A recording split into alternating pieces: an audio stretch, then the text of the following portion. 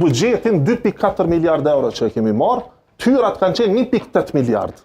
Deficiti ka qenë 512 milion euro, pra minusi buxhetor, i cili është dashur me u financu me borxh.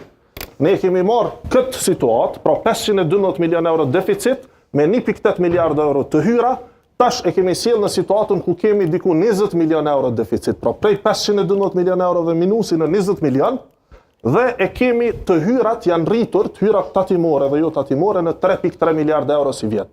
Prej 1.8. Pra gati se 2 fishim të hyrave tatimore pa e rrit asnjë normë tatimore. TVSH-ja ka qenë e njëjtë, është e njëjtë.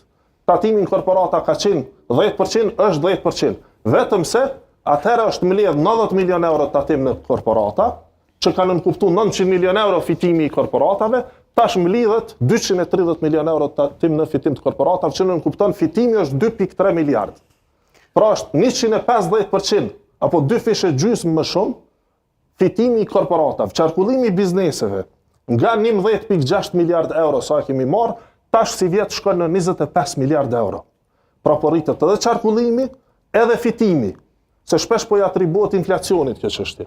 Pra s'ka të bëj fare, inflacioni kontribon një pjesë, por kontribon atë sa e thot Agjencia Statistikave të Kosovës.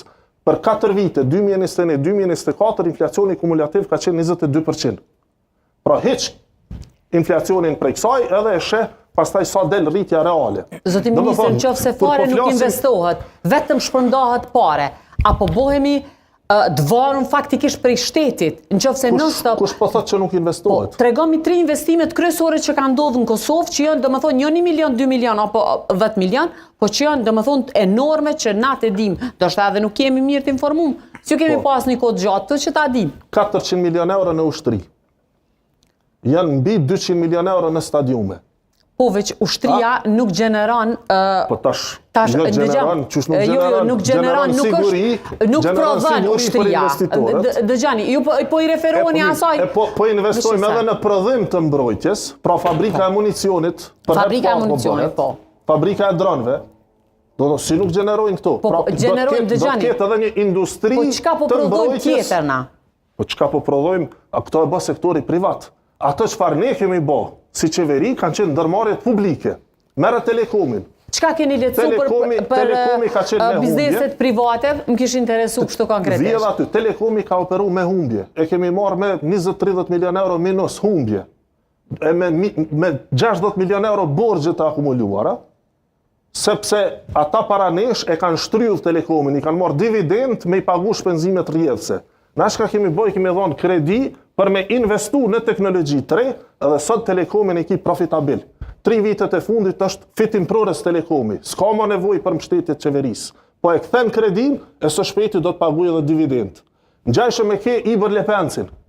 Merre shife Ibër Lepencin, 4 milion euro në vit ka qenë minusi, humbja, çdo vit, vit pas viti. Prej se kemi marrë ne qevericin, Ibër Lepenci ka shënu rritje edhe në të hyra dhe tash është profitabil. Por Ibër Lepenci janë kompani të cilat i takojnë ose qeverisë ose në këtë rast. Po flasë tash ndërmarrje publike. Ndërmarrje publike, nuk është private. Po këto shifët aftësia e qeverisë, tash unë këto po e them.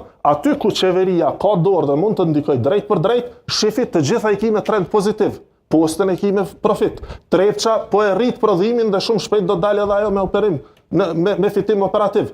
Pra, kudo që qeveria ka ndikim drejt për drejt, ka rritje pozitive. Aty ku qeveria duhet të ndikojë në mënyrë të tërthërt, pra tek sektori privat, edhe aty kemi rritje enorme, sikur më përpara. E këtu tash mund më tregu çka kemi bënë. Çka ka rritje tek sektori privat, ministër? Urdhë? Çka ka rritje tek sektori privat? Të gjithë sektorët. Do të thonë, tu fillu prej prodhimtarisë, prej eksportit. Eksportin e kemi marrë me 900 milion euro, tash është afër 1 miliard.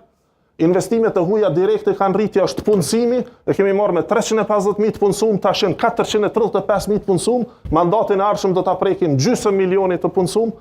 Pra e kemi marrë bruto produktin vendor me 7 miliard euro, tash si vjet është 11 miliard do të jetë, dhe vitin e ardhshëm do të jetë 12 miliard. Ndërkaq në mandatin e radhës, synimi është që bruto produktin vendor për kokë banori ta tejkalojmë 10.000 euro. Pra këto janë shifra konkrete, fakte. Që të mund të sfidoj? E tash, çka kemi bërë në disa pikave? Pyetja ishte çka kemi bërë lehtësime, le ty përgjigjem. Çka kemi bërë lehtësime na për sektorin privat. Fillimisht, lehtësimi